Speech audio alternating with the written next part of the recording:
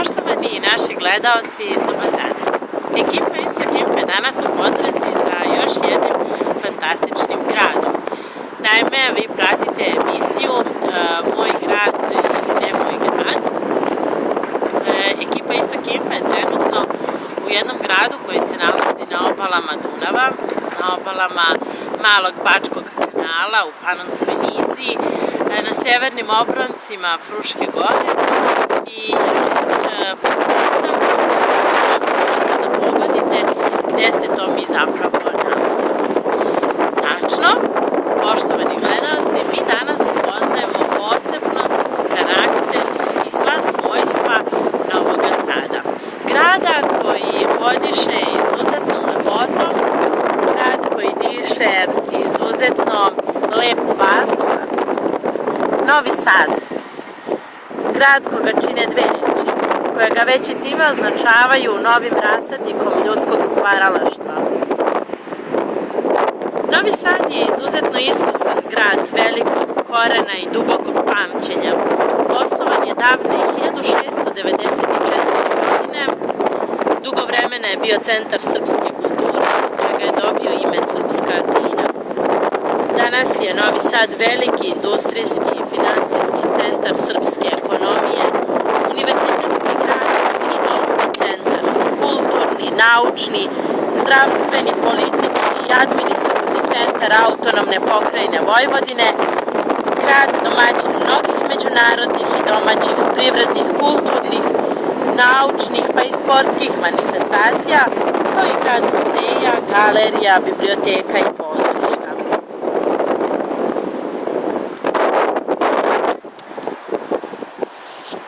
Novi Sad ima status grada. Novi Sad čine dve opštine. Opština Novi Sad i opština Petrovaradin. Opštini Novi Sad je naravno centar Novi Sad, opštini Petrovaradin je centar Petrovaradin. Vi sada možete da vidite fantastičan pogled na Novi Sad, na Dunav i famozan pogled na Petrovaradin.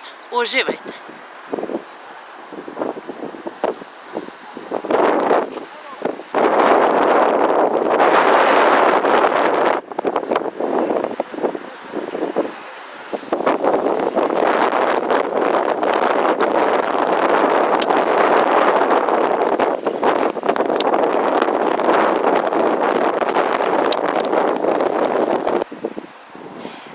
Pored najužeg dela Novog Sada koji se nalazi na levoj obali Dunava, urbanu teritoriju, to jest urbano područje Novog Sada, čine i Petrovaradin i Sremska Kamenica koja se nalaze sa desne strane Dunava, to jest na desnoj obali Dunava, i tako Petrovaradin, Sremska Kamenica i Novi Sad čine jedinstvenu celinu. Dakle, leva i desna strana Dunava čine jednu jedinstvenu celinu. Mi se sada nalazimo na desnoj obali Dunava.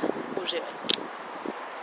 Sahat kulu je Petrovaradinu poklonila carica Marija Terezija početkom 18. veka, a sad predstavlja svojevrstan zaštitni znak i same tvrđave, a i Petrovaradina, ali naravno i Novog Sada. Prečnik satnih krugova je oko 2,5 metra, a u samom satu se nalaze 3 kugle i šetalica. Sad se navijao ručno svakog dana i za to je bio zadužen Lajoš Lukač. Brojčanik je postavljen na sve 4 strane tornja, brojevi su ispisani rimskim ciframa i to je bio običaj na svim hrišćanskim crkvama. Postoji više zanimljivosti u vezi sa satom. Pre svega, njegova mala kazaljka pokazuje minute, velika pokazuje sate, a za to postoje 2 razloga. Prvi je taj da bi lađari sa veće daljine i po lošem vremenu videli koliko je sati, a drugi razlog je taj što sat otkucava na svakih sat vremena i tako se smenjivala i straža, pa minuti nisu bili važni. Inače, sat kada je hladno kasni, a pri lepom i toplom vremenu žuri. Zato je dobio epitet pijani sat.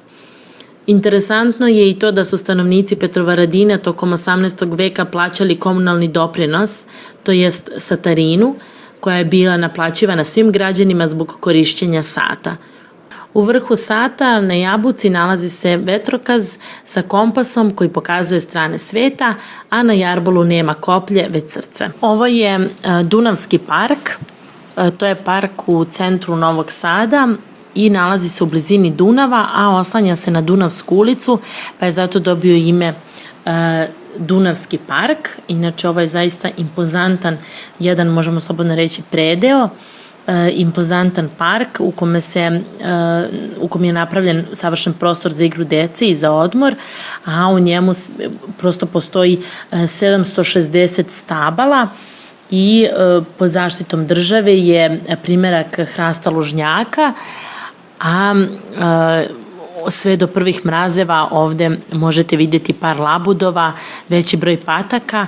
U posljednjih godina ovde možete sresti i kornjače.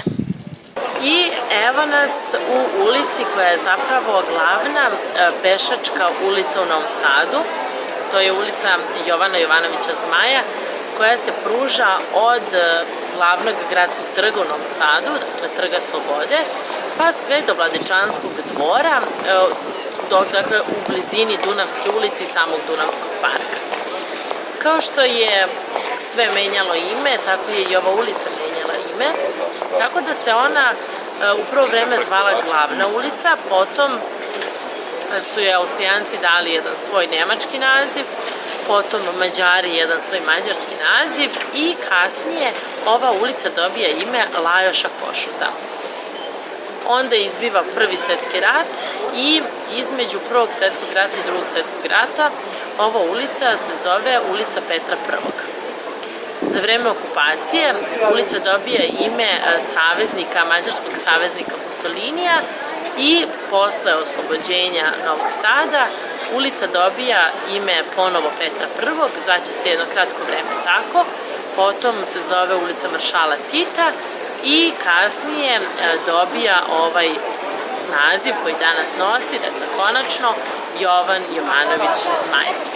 Inače, ulica se završava, kazala sam, do Vladičanskog dvora, ali na tom samom kraju ulice nalazi se i bista Jovana Jovanovića Zmaja, koja je odrađena u prirodnoj veličini. U ovoj ulici su mnoge prodavnice, pasaži, ova ulica je izuzetno atraktivne arhitekture, to jest zgrade u ovoj ulici. Inače, ulica zaista je nekako živa u bilo koje doba dana ili pak noći, prosto ulica koja je najomiljenija novosadskom narodu. U ovoj ulici od uvek su se nalazile trgovine i dućani, a njenom dužinom od Trga Slobode do Vladičanskog dvora pružala se pijaca. I danas se u njoj nalaze mnoge trgovačke radnje. Najstarija zgrada je na broju 28 kod Belog Lava. Ona potiče iz 18. veka, 1720. godina je u pitanju. Smatra se da je ovo jedna od prvih kuća građenih na spratu u Novom Sadu i predstavlja tipičnu kuću imućnog zanatlije prve polovine 18. veka. Zgrade u Zmajovinoj ulici pripadaju različitim stilovima, od baroka preko klasicizma do neorenesanse. Većina fasada je nedavno obnavljena, tako da se sada u celosti može sagledati lepota objekata u ovoj ulici, a ulica je parterno urađena posljednji put tokom 2005. godine. Pored trgovačkih radnji koje prodaju odeću i obuću, u Zmajovinoj ulici postoji nekoliko knjižara kao i mnoštvo kafića i restorana. Novi Sad od Petrovaradina deli reka Dunav, najsjajnija i najvelelepnija reka u Srbiji koja se Novosađanima i onima koji ovde dođu pojavljaju u svojoj najvećoj raskoši. Dunav kroz Novi Sad je širok, dubok, promenljiv i uvek lep. I za vreme zimskih vedrina sa njegovim studenim raskoši, i za letnjih oluja kada se celo pretvori u burne talase, koji gonjeni ludim vetrom nosi nečija sećanja pomešana sa prašinom Panonske ravnice. I u proleće kada ga obaviju najlepše nijanse plave boje i kada se u njemu ogleda nebo nad Novim Sadom, i u jesen kad oteža od jesenjih kiša. Uvek lep, kao naknada ovom velelepnom gradu za sve ono čega u njemu nema. Za Novi Sad možemo zasigurno kazati da je dobro, kvalitetno i zdravo mesto za život. Ako napravimo paralelu sa onom čuvenom rečenicom da je grad upravo onakav kakvi su njegovi stanovnici, a za stanovnike Novog Sada, za Novosađane možemo da kažemo da su zaista divni ljudi, onda možemo da zaključimo da velelepnost Novog Sada zapravo proizilazi iz tog što su njegovi stanovnici zaista čarobni. Ljudi koji žive u Novom Sadu odišu nekom posebnom elegancijom, odišu ljubaznošću i naravno smirenošću.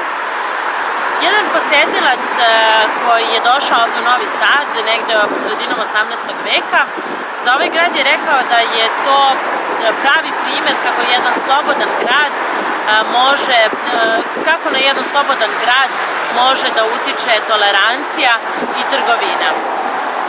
Poštovani gledalci, ovo je bila emisija pod nazivom Moj grad ili Nije moj grad, a mi možemo da kažemo da smo upoznajući karakter ovog grada, upoznajući način na koji on diše, način na koji žive stanovnici Novog Sada, način na koji Novosađani provode svoje slobodne trenutke i naravno način na koji oni nekako poštuju ovaj grad, mi možemo kazati da zapravo Novi Sad jeste grad u kome bismo mi mogli da živimo, to jeste grad kome bi mi mogli da posvetimo neko svoje slobodno vreme.